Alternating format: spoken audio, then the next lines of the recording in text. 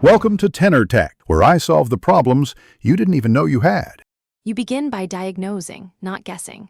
Open settings, battery health, and record maximum capacity and peak performance status so you know the baseline. Once done, force close apps draining power and turn off background app refresh for heavy users. That stops hidden CPU cycles. Make sure your iPhone is on the latest iOS. Updates include battery and thermal fixes. Connect to Wi-Fi and a charger, then install updates. This prevents partial installs and ensures the system tools will use next run correctly. You need a controlled reset to remove software-level drains. First, backup. Use iCloud or an encrypted local backup so health data and passwords survive. Then go to Settings and choose Reset All Settings. This clears corrupt profiles and misconfigured network or display options without deleting media. If battery drain continues, restore the device in DFU mode using Finder or Recovery on a computer.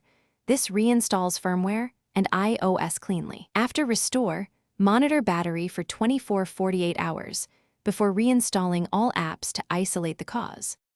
Finish by rebuilding a healthy setup. Reinstall apps one at a time and watch the battery usage chart for 48 hours. That shows the offender if software was the cause. Then calibrate the battery.